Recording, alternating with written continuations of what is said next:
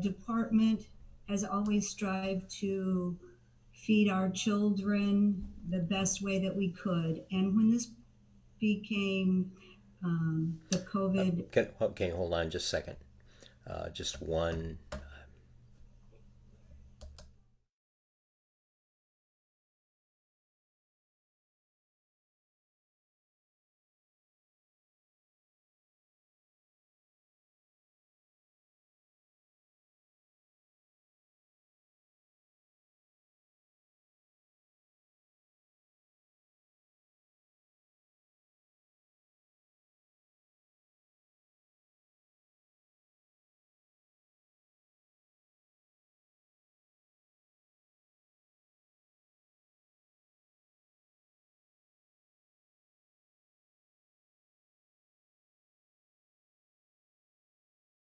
Can you hear me?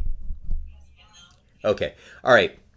Okay, we're having some technical problems with the stream, so I apologize for that. So we're going to start over here again.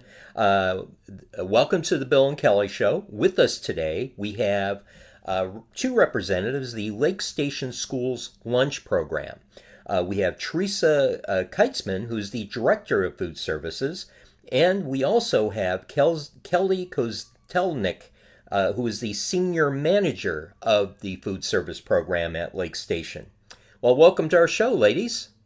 Thank you. We're so happy to have you here, and particularly the appreciation that you are going through in these trying times, and having to provide this much-needed service in your school district, of which a large population is, may I say, free and reduced lunch students, which is coming from a school background.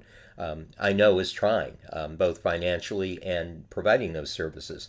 So, why don't you first of all start out by explaining what your student demographic looks like, and then go on to tell us how you're providing free lunch to these students. Well, here at Lake Station, we have about a little over 1,200 students in our district. And of those students, a little over 70% of them are on our free and reduced program, either income based or through food stamp or Medicaid. We provide a breakfast and a lunch service to them every day of the school year, and it's very well attended. So when school is out, we still like to provide them with meals. We do a summer meals program here. And so when the COVID-19 pandemic started, we knew that we still had to service our children.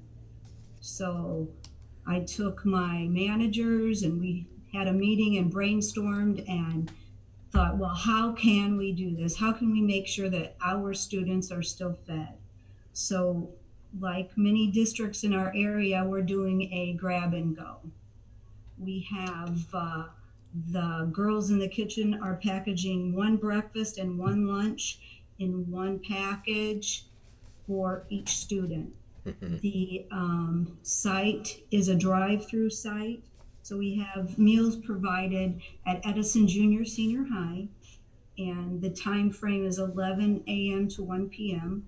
The cars pull up and let us know how many students they have in the car, how many meals they need.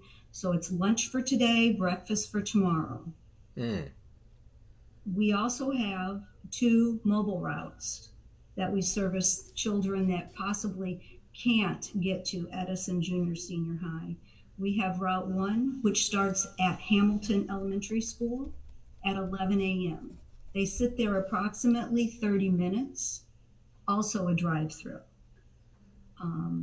Then it goes on to our City Hall, and it sits there about 30 minutes. And then it goes to the VFW on Central Avenue, and it sits there about 30 minutes. So there are several places on that end of town that can be serviced. Our second bus route starts out at Mansard Trailer Park. Mm. And we sit there, about 30 minutes, just we have even children that walk up that don't necessarily have transportation. Then we move on to Bailey Elementary School and then Polk Elementary School. So we're trying to hit all bases in town. It's working out really well. The girls are awesome. They are my heroes. They come together at a time when is needed. Yeah, and one of the things that I've got to say, and I'll ask a question about this, is you're right that they're heroes because they're going out into really a dangerous area now. I mean, we've got stay-at-home orders, and I got to ask, what type of are there precautions that they are taking as they go out to interact with these students or parents? Yes, there is. Go ahead, Kelly. We have gloves and we take sanitizer. We have masks and we wear an apron. And our temperatures are tested first thing in the morning when we arrive. And at the end of the day when we leave, I verify everybody's temp. So we are trying to take as best precaution as possible to keep everyone safe. And prevent for someone that could possibly be infected. Although, we still don't, everyone can't be tested. It's a targeted test program, but in your best efforts, you're trying to put people out there that there's only 3 of us that are actually out in the mix of it. I am one, and there are 2 other ladies in my kitchen that are also going out to serve the food. Right. So they're taking absolute good precautions when they're interacting with the public. And pre-testing ahead of time is a valiant effort.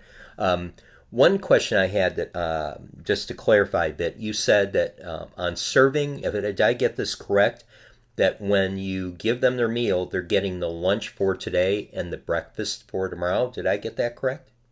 Yes. So they're handed one meal packet that really contains 2 meals. Yes. Awesome. All right, so they don't have to come back the following morning. All right, that's amazing. So you have mobile routes going out into the community, and then there's drive-ups as well. And can people get this information on the Lake Station Facebook page or website? Yes, it is on our Facebook page, and it is also on our school website.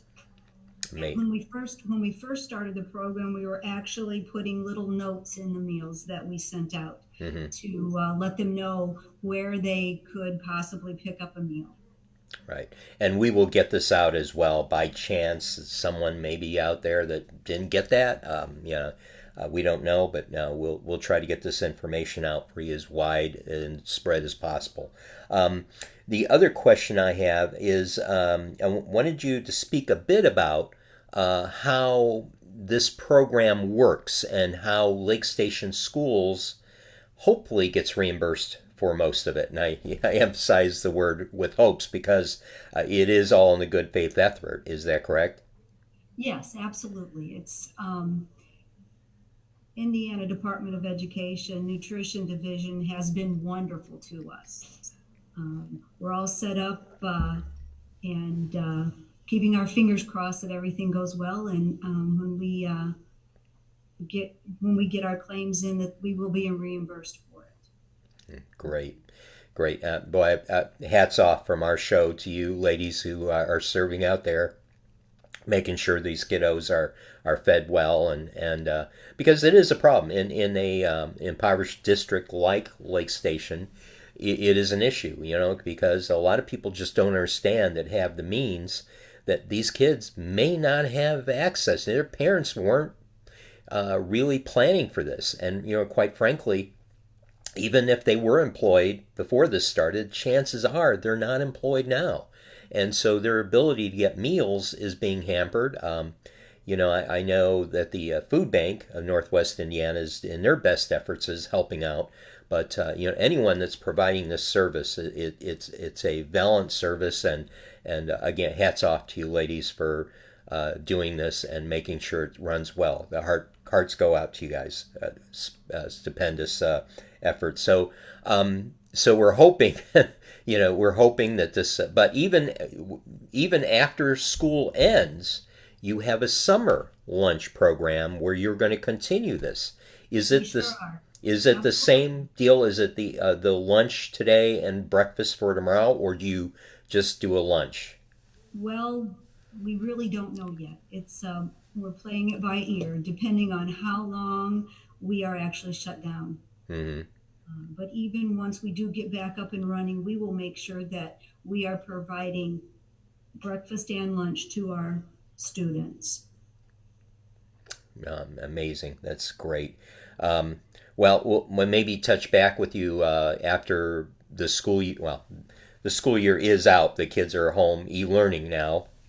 But as far as the buildings are concerned, they're shut down for the rest of the school year. And so we'll try to touch base with you in summer to see what that looks like, maybe, and see what services you're going to be able to provide. And hopefully, boy, in these trying times, that you will be, the school district will be reimbursed for all the foods and services that you guys provided. Well, this sounds like an amazing program. And again, if a parent is out there, would like more information about this, they have the program up on their Facebook page and also the website, did you say? Yes, yes. And And on we the have sent several all calls home to the families, right, letting them know that the program is up and running. the call system, right? Yes. Okay, that's amazing. So, ladies, I can't tell you how much we appreciate you coming on and for what you do.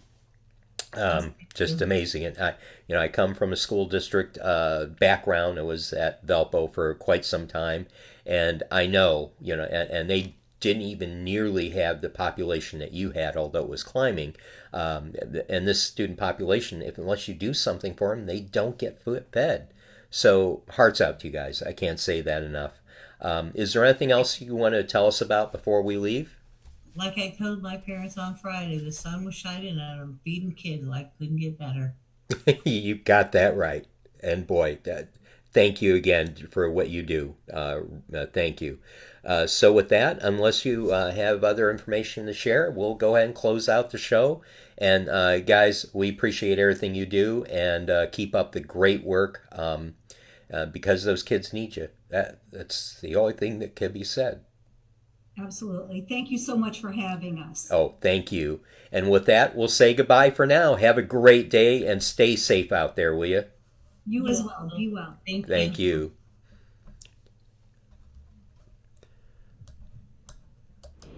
This episode of The Bill and Callie Show is brought to you by Brown Insurance Group has been providing coverage to municipalities, companies, and individuals in the region for over 73 years. As a partner of the Keystone Insurers Group, we are able to offer an extensive line of insurance products and services, from commercial services including employee benefits and liability insurance, to personal services such as home, auto, watercraft, and motorcycle coverage. We are also committed to our community. We support many charities and events in the region. Our core values of care and integrity since the inception of Brown Insurance Group has made us one of Indiana's most respected and valued insurance agencies.